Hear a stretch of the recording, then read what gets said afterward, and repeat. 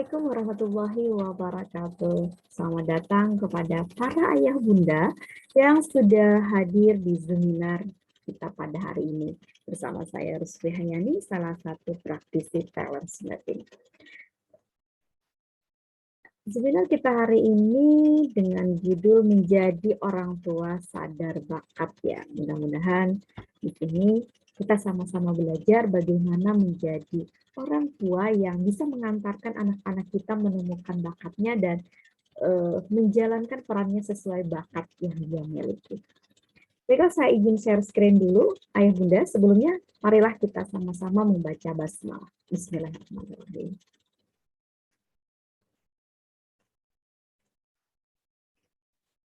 Apakah sudah terlihat? Ya, alhamdulillah. Menjadi orang tua sadar bakat.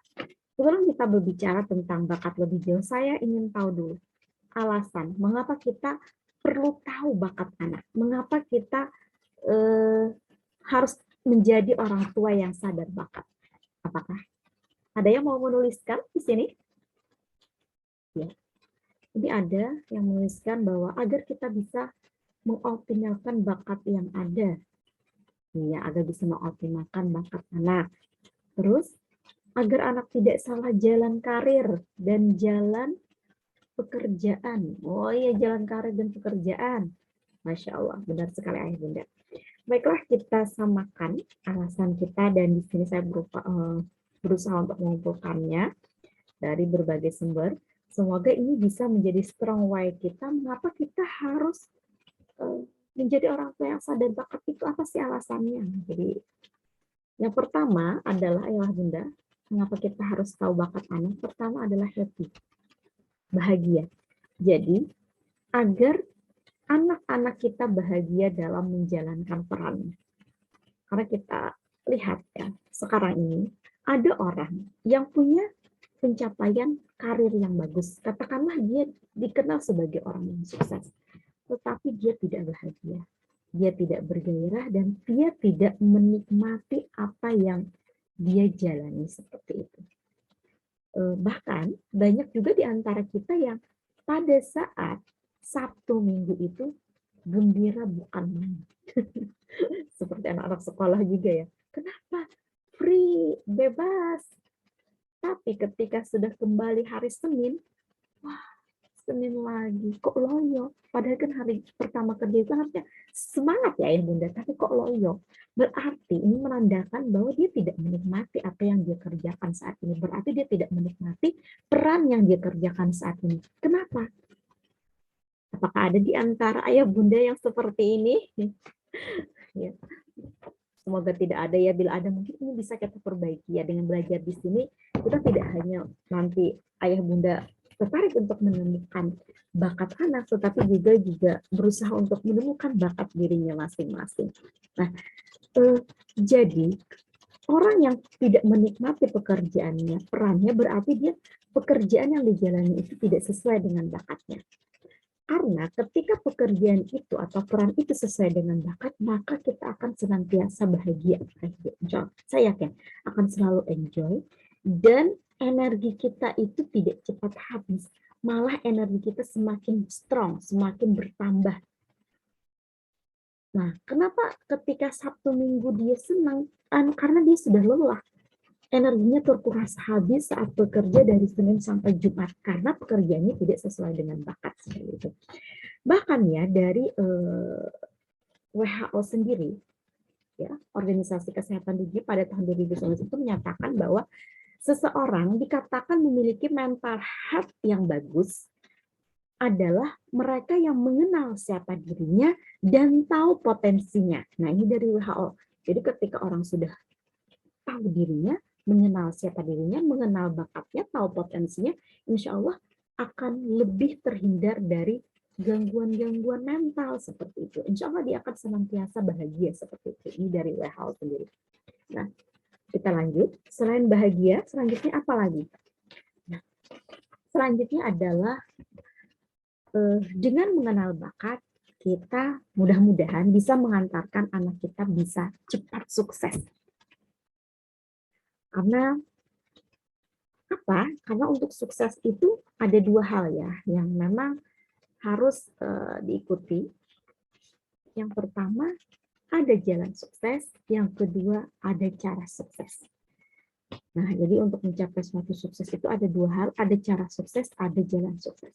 Nah, selama ini kita sering berfokus kepada mana ya ayah bunda? Ya kita, kalau saya tanya, selama ini ayah dengar, untuk sukses itu apa sih? Silahkan dituliskan di kolom komentar. Oh, bekerja keras. Ya, usaha yang maksimal, pantang menyerah.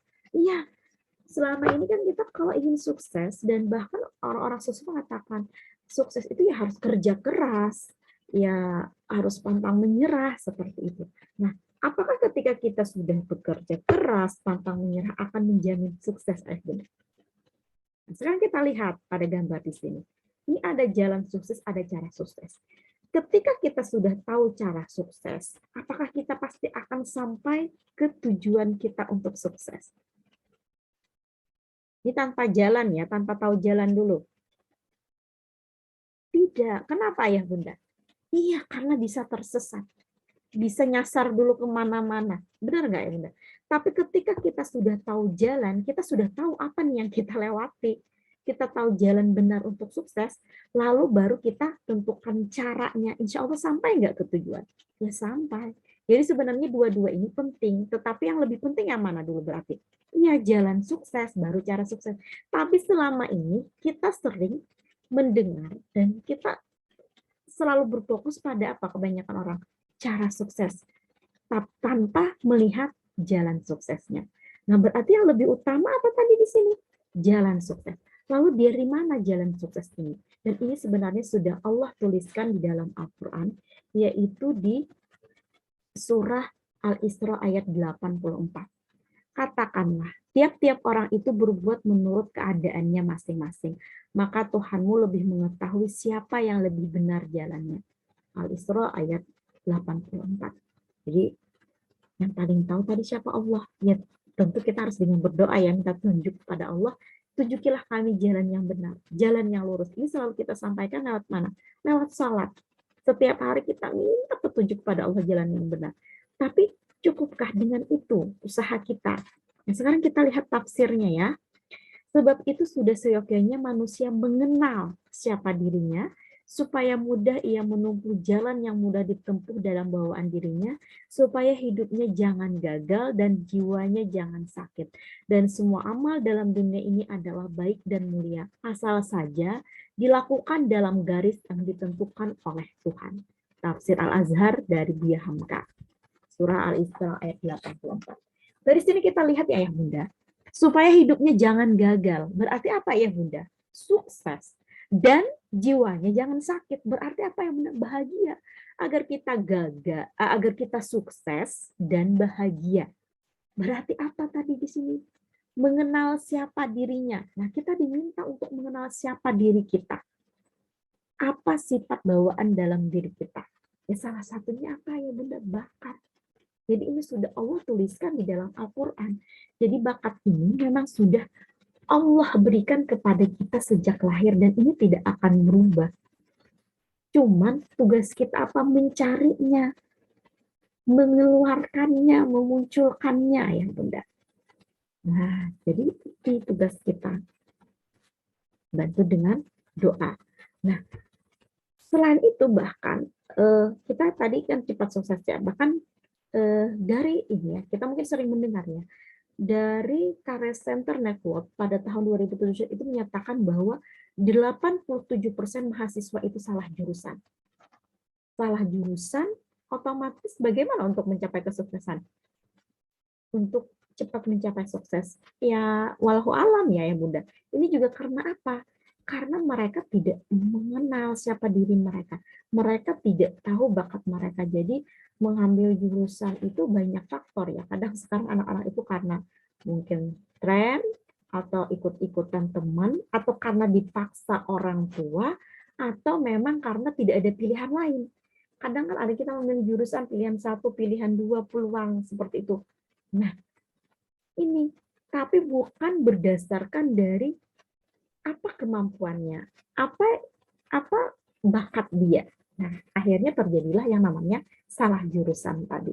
Nah, selanjutnya yang pertama tadi happy, yang kedua agar anak kita tidak lebih cepat mencapai sukses, yang ketiga bermanfaat. Nah, jadi seperti ini ya, kalau bermanfaat. Ketika seseorang tahu apa yang dia miliki, insya Allah, ketika orang lain membutuhkan apa yang dia miliki, dia akan bisa memberikan. Tetapi bagaimana kita akan memberi sesuatu kepada orang lain jika kita tidak tahu kita punya apa, kita memiliki sesuatu apa dalam diri kita. Nah, seperti itu ya Bunda. Jadi begitu juga dengan bakat. Ketika kita tahu bakat kita mengenal potensi kita, maka insya Allah kita akan memberikan karya terbaik sesuai bakat dan kekuatan yang kita miliki. Dan karya itu yang akan kita berikan kepada orang lain, kepada masyarakat, kepada agama, kepada dunia, yang insya Allah ini akan bermanfaat. Karena kan kata Rasulullah dalam hadisnya, sebaik-baik manusia adalah yang bermanfaat untuk orang lain. Nah, jadi itu. Semoga dengan mengenal bakat ini, kita bisa mengantarkan anak-anak kita menjadi orang yang bisa memberi manfaat kepada sekitarnya. Amin ya Allah ya. Karena kan dengan bakat ini, anak-anak pasti akan menjadi produktif dan menjadi solutif dalam kehidupan. Selanjutnya, happy, cepat sukses tadi ya, terus bermanfaat, apalagi alasannya, ini alasan yang utama ya Bunda, peran peradaban. Jadi, setiap kita manusia diciptakan oleh Allah kan tujuannya agar kita beribadah kepada Allah dan menjadi khalifah di muka bumi. Tugas kita itu khalifah di muka bumi. Tetapi yang di sini, yang perlu kita cari itu adalah khalifah yang mana kita itu. Sebagai pemimpin di bidang apa? Apakah kita khalifahnya itu di bidang pendidikan? Apakah khalifahnya kita itu di bidang kesehatan? Atau khalifahnya kita itu di bidang sosial? Atau di bidang bisnis dan sebagainya? Tentu itu tergantung dari apa yang sudah Allah berikan kepada kita. Jadi sebenarnya Allah itu memberi tugas kepada kita, memberi peran kepada kita untuk menjadi khalifah itu. Allah sudah menitipkan kita perangkat di dalam diri kita. Perangkatnya itu apa ya Bunda? Perangkatnya itu ya bakat. Dengan bakat yang Allah berikan, itu yang akan kita bawa untuk menjalankan peran kehidupan sesuai dengan apa yang Allah berikan. Apakah nanti kita perannya di bidang kehidupan, di bidang kesehatan, di bidang pendidikan, dan sebagainya tadi. Akhirnya, nah, maka dengan demikian, ketika kita mengenal bakat anak kita bisa mendampingi anak-anak kita mengoptimalkan bakatnya sehingga bisa mengantarkan mereka menemukan peran peradaban. Masya Allah, amin, amin, amin ya. Semoga ya Ayah Bunda. Nah, jadi semoga ada berapa tadi? 4 ya Ayah Bunda alasan mengapa kita perlu menjadi orang tua yang sadar bakat. Tadi agar anak-anak kita happy, agar anak-anak kita bisa mengantar anak-anak kita lebih cepat sukses, agar anak kita nantinya bisa bermanfaat dan menemukan dan menjalankan peran peradabannya. Nah, semoga dengan 4 alasan ini lebih mengokohkan kuat kita sebagai orang tua dalam mendampingi anak-anak kita untuk menumbuhkan fitrah-fitrah bakatnya. Baik, kita lanjut, Ayah Bunda. Nah, sekarang tentang bakat. Apa sih contoh bakat yang Ayah Bunda ketahui? Menyanyi, iya. Menari, benar. Jadi, ini ya yang sering ya main musik, nih, melukis, olahraga, menari, menyanyi seperti yang tadi disebutkan. Jadi, banyak ya orang persepsi kita saat sekarang itu bakat itu ya menyanyi, menari, musik. atau tadi olahraga dan ini berkaitan dengan fisik ya, ini kita sebut sekarang dengan bakat fisik ya ayah bunda. Hal-hal yang bisa terlihat. Ada nggak kita menemukan ayah bunda orang yang tidak ahli ya dalam musik, tidak ahli, memasak juga tidak ahli, olahraga juga tidak ahli, ada nggak? Ada. Apakah bisa dikatakan dia tidak berbakat ayah bunda? Bingung kan? Belum tentu kan? Iya, setiap orang itu pasti Allah beri bakat. Lalu apakah orang yang tidak bisa menyanyi, tidak bisa di bidang seni, tidak bisa menari, tidak bisa melukis, tidak bisa olahraga, tidak bisa memasak itu bisa dikatakan tidak punya bakat? Ya tidak. Nah, maka di talent mapping itu bakat itu bukan dari bakat fisik ini yang dilihat. Ini bakat juga ya, Bunda, tapi ini bakat dari fisik. Tetapi yang dilihat adalah lebih pada karakter ya, lebih pada personality yang produktif. Jadi kalau di talent mapping, bakat yang dilihat itu dari personality yang produktif. Nah, lalu apa itu bakat? Oh, sifat bawaan, apalagi? Sesuatu yang unik yang dimiliki oleh seseorang. Iya. Jadi bakat itu sifat bawaan, sesuatu yang unik yang dimiliki oleh seseorang, yang menonjol ya Bunda. Nah, ya, jadi sebenarnya definisi bakat itu banyak ya Bunda, dari berbagai psikolog itu mendefinisikan. Nah, kalau di talent mapping itu sendiri, bakat ini diambil dari Donald Clifton ya, dari yang foundernya Gallup.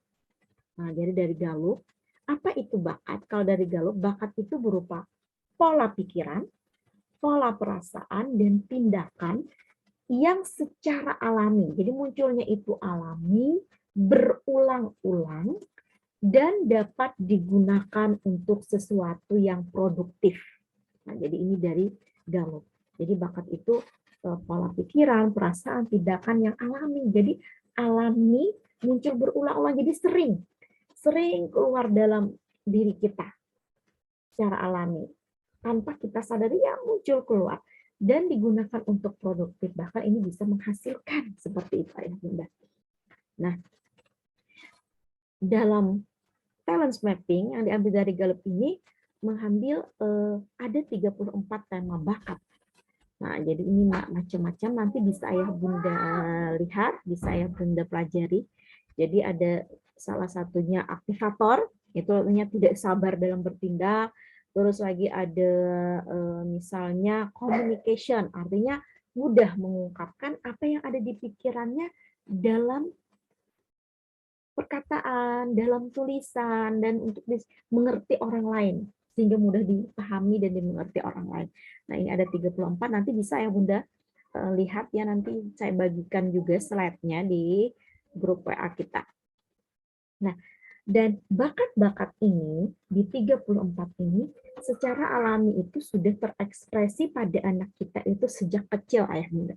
Ini sudah bisa dilihat pada anak kita itu sejak kecil, karena ini bawaan, jadinya sejak kecil itu sudah terekspresi, dan nanti seiring dengan dan akan berulang-ulang ya, alami berulang-ulang muncul dalam anak kita, dan bahkan nanti pada usia tertentu akan bisa produktif, akan bisa menghasilkan seperti itu.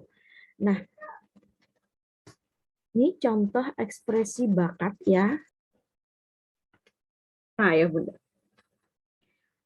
Ini kan salah satu dari ekspresi bakat ya. Jadi si anak ini terenyuh ya dengan melihat para pengemis tadi yang katanya kelaparan begitu. Nah, makanya dia juga sedih. Dia seolah-olah dia merasakan apa yang dirasakan oleh pengemis tadi. Jadi ini adalah salah satu ekspresi dari bakat empati. Jadi sebenarnya anak-anak kita seringnya mengekspresikan bakat itu ya sejak kecil. Nah, sekarang apa sih tugas orang tua terkait dengan bakat anak ini? Oh, sorry, maaf.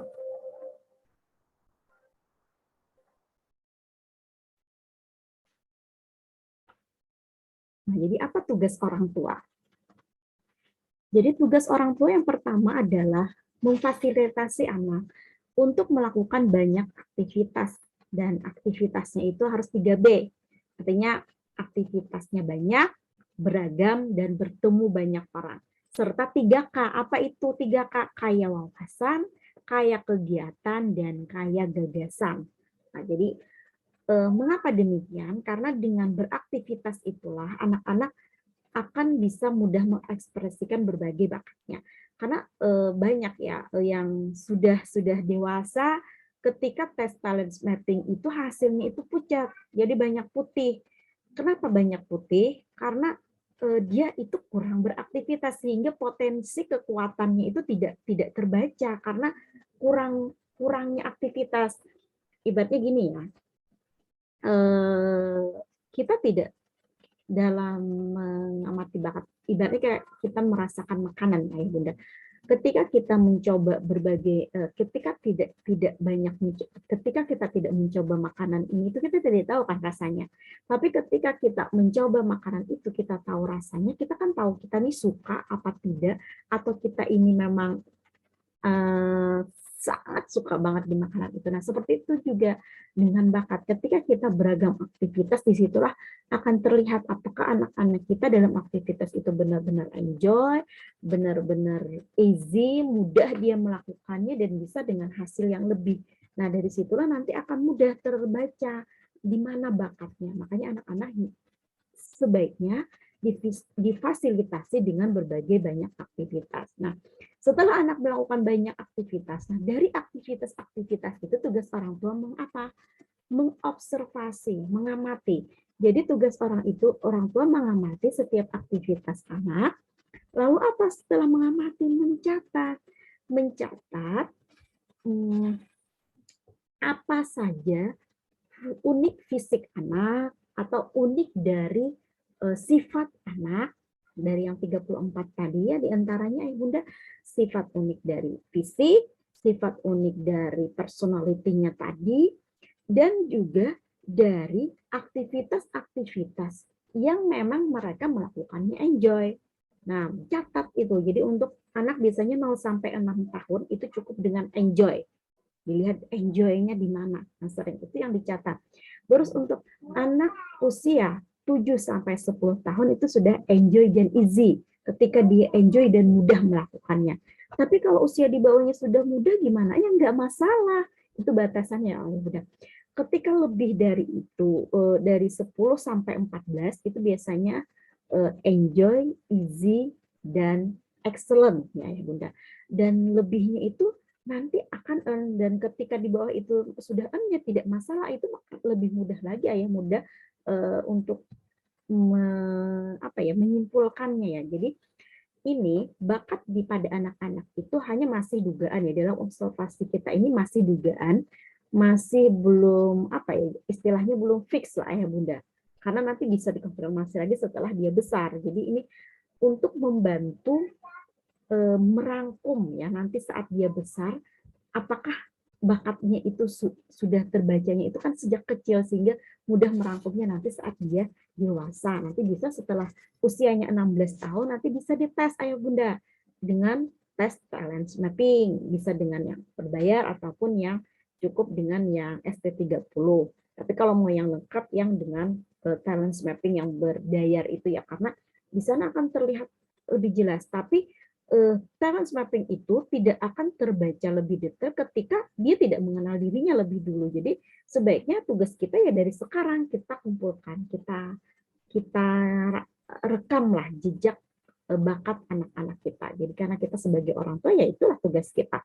Nah, jadi kita catat, kita rekam sifat unik anak kita, sifat unik karakteristiknya ya, personality-nya produktif tadi, dan juga aktivitas-aktivitasnya yang dia di sana tadi enjoy, easy, dan excellent tadi. Bahkan mungkin ada yang juga malah lebih bagus lagi ya. Nah, setelah kita rekam nanti kita pilih. Nah, dipilih itu kita buatlah sebuah portofolio. Nah, untuk hasil portofolio mungkin ada nanti kelas khusus ya ayah bunda. Nanti kita buatkan portofolio anak, portofolio bakatnya. Seperti itu tugas orang tua. Nah, di dalam mengamati aktivitas anak, manakah aktivitas anak itu yang merupakan bakatnya. Ini ada ciri-cirinya. Cirinya itu ketika anak-anak itu yearning, nagih ingin mengerjakannya terus-menerus. Jadi ini secara alami ya muncul. Karena dia butuh penyaluran bakatnya.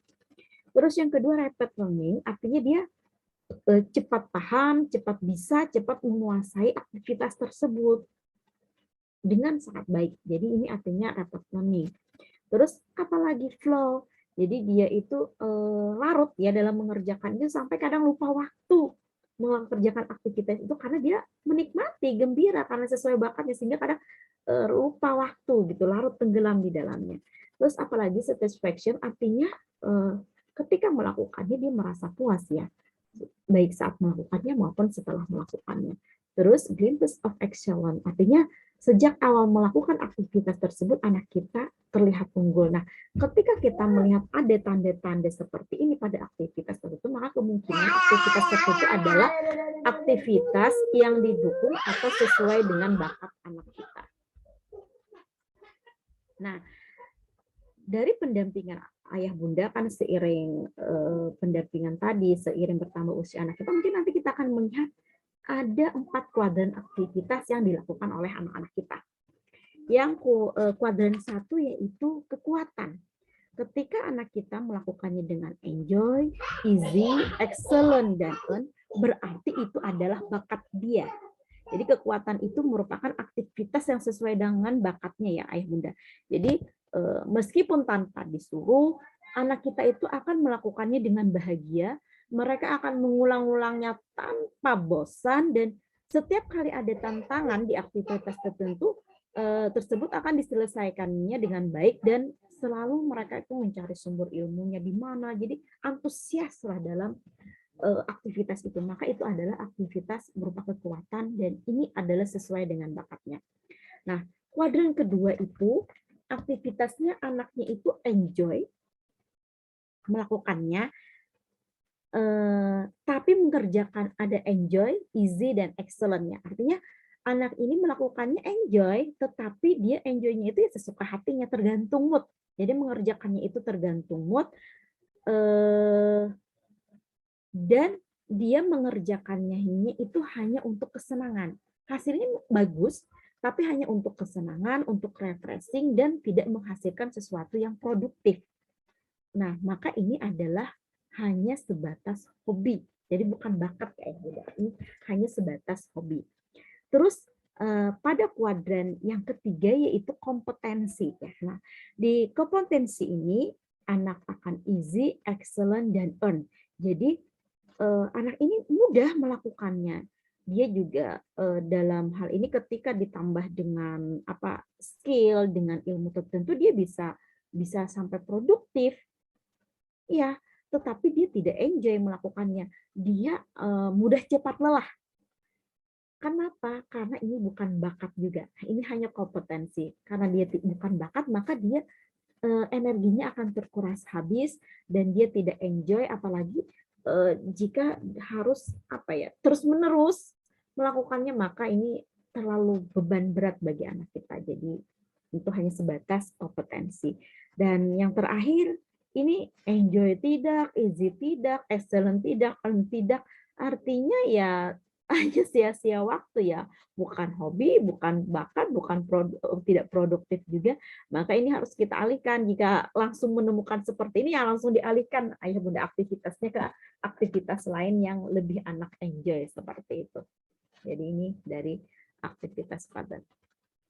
Nah, lalu bagaimana untuk mengobservasi? Jadi untuk mengobservasi ada buku panduannya, yaitu salah satunya adalah Pandu 45 yang dikarang oleh Pak Dodi dan Bu Septi. Nanti akan saya bagikan di grup WhatsApp kita, yaitu seperti apa cara pengisiannya nanti akan kita bahas, diskusikan waktunya 1 minggu ke depan ya. Dalam 1 minggu kita akan membahas cara pengisian. Jadi di sini sudah ada ayah bunda petunjuk-petunjuknya. Nanti ayah bunda tinggal download ya. Nanti saya kasihkan linknya. Jadi sudah ada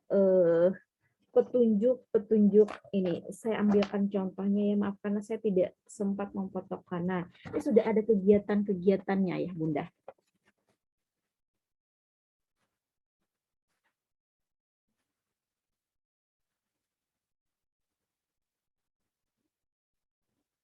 Saya izin stop sebentar. Nah, ini sudah ada di sana kegiatan-kegiatannya, jadi tinggal ayah bunda nanti tinggal mengisi. Nah, seperti apa pengisiannya nanti akan kita bahas sama-sama di grup WhatsApp ya ayah bunda.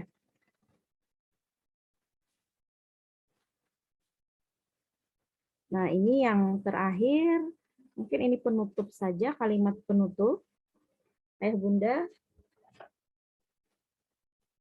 Nah, jadi setiap anak adalah limited edition, selalu memiliki fitur uniknya sendiri, beramal dengan konfigurasi bakat yang dibawanya sejak lahir. Ini kalimat dari founder Talent Mapping, yaitu Abah Rama Royani.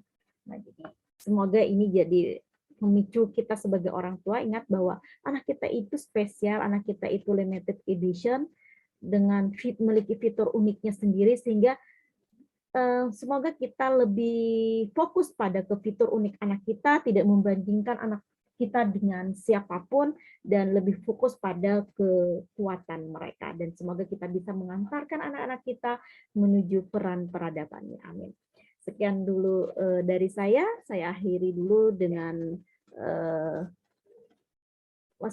saya akhiri dengan wassalamualaikum warahmatullahi wabarakatuh. Semoga bermanfaat. Kita tutup dengan doa kafaratul majelis.